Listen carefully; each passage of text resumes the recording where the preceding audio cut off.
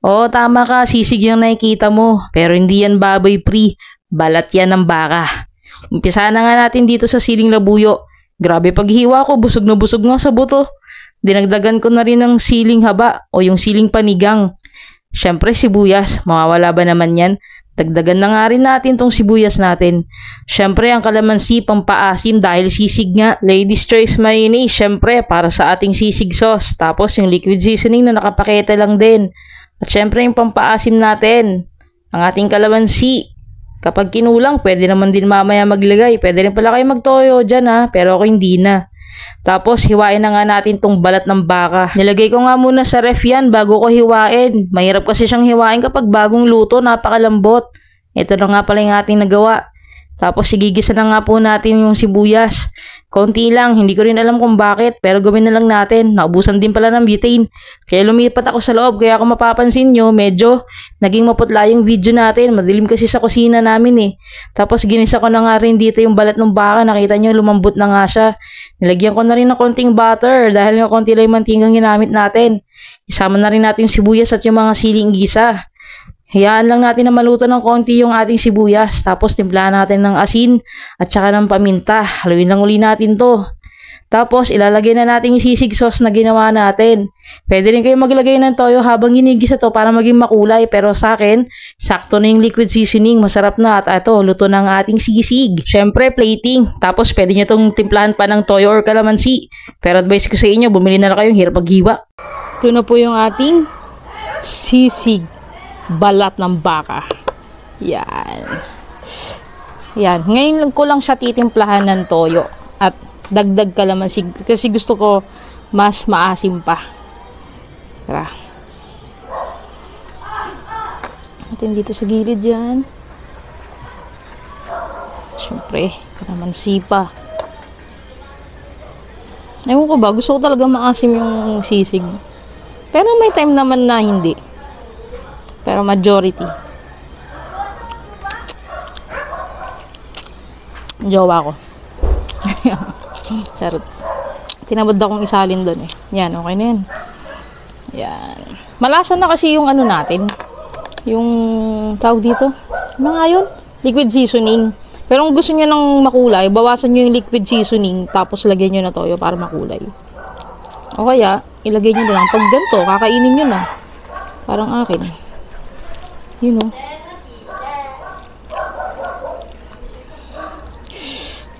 Sarap. Napakalambot ng pagkakaluto ko dito. Pero syempre, chewy pa din siya kahit malambot. Guys, ganin agad.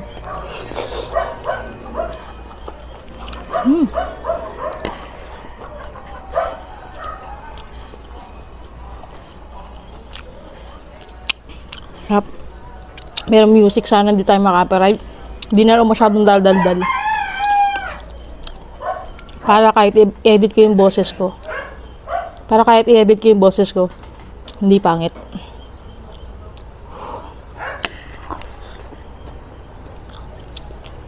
Ang sarap.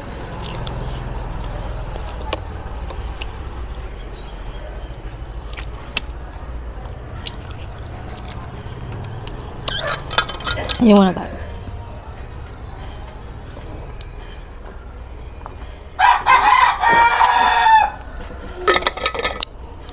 Wala siyang pinagkaiba sa ibang sisig din. Ganun din yung lasa. Iba lang yung mararamdaman mo sa bibig mo kasi ano siya, chewy. Sarap.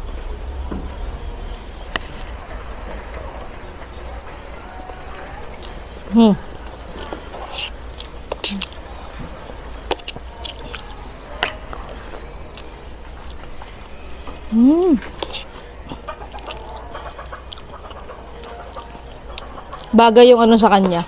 Bagay yung mayonnaise dito. Lalo na siguro kung utak ng baboy ginamit.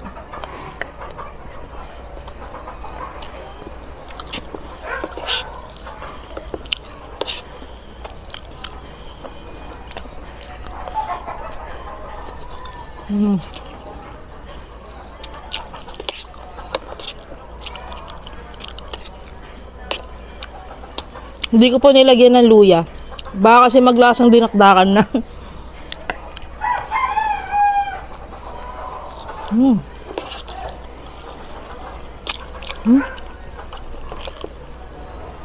Anyo.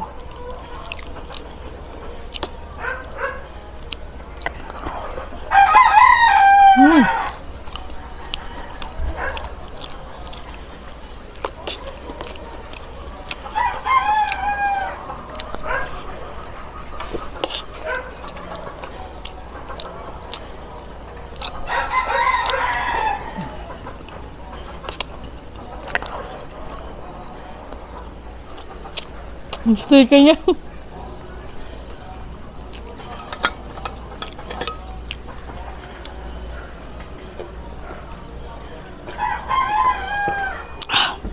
Anghang. Bagay naman yung pagiging maanghang niya. Tapos parang feeling ko mas maraming mayo, mas masarap siya. Kasi pag yung sisig na pork, ano eh, ayoko masyadong maraming mayo. Dito ang sarap ng mayo.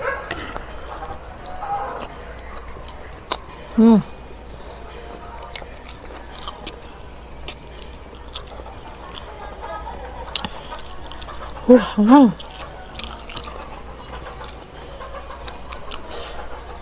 Langaw.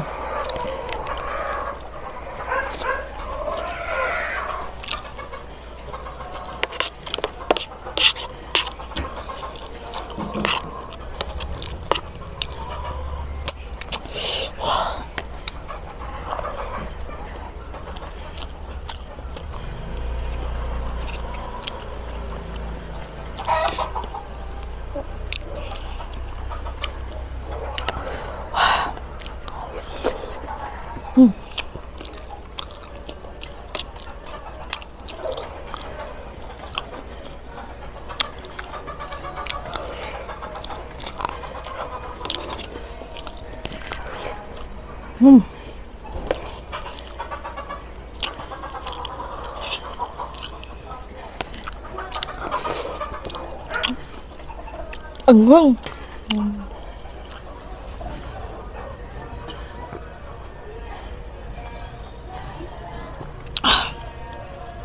Wah. Ayoko na ng labuyo. Okay na yung siling green. Maanghang na yung labuyo. Maanghang pa yung green. Busog na busog sa buto yung ano eh. Siling pula.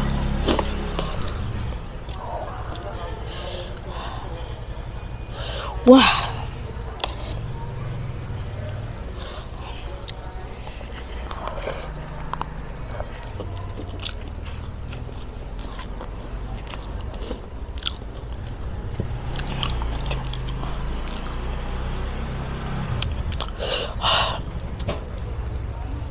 Meron kayo nakikitang para malagkit sa bibig ko, huwag niyo na pansinin.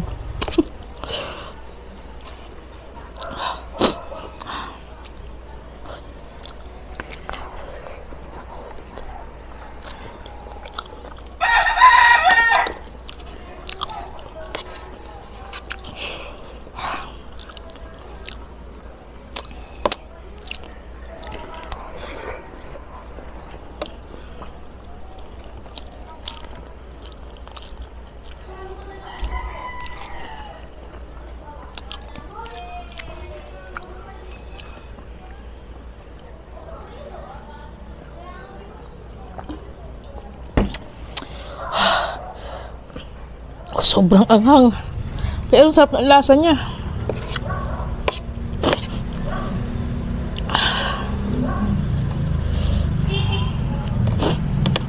Sa bagay, paghiwa ko pa daw ng sili, nangamoy na eh.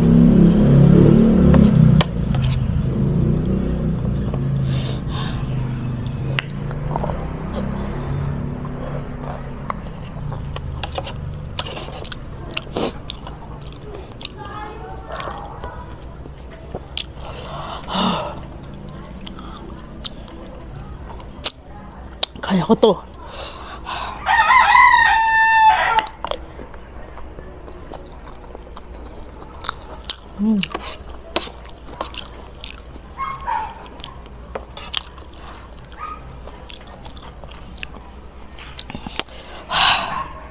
Masarap ng gantong anghang.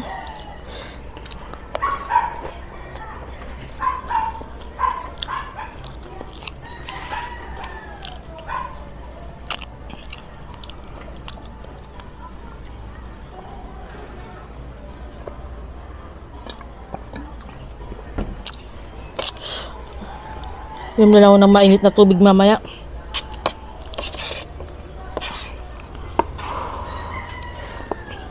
Nagpapawisan na ako. Mga sis.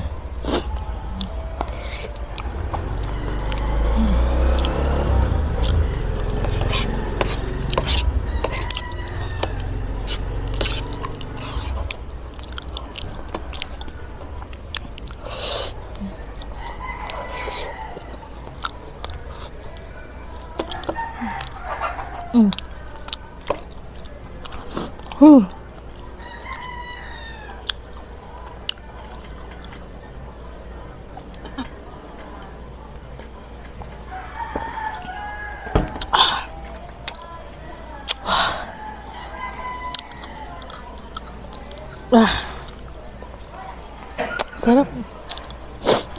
Sarap niya. Parang gusto ko magbaon nito.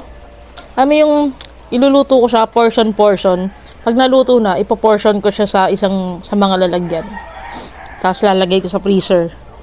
Tapos kapag magbabaon ako, iinitin ko na lang, di ba?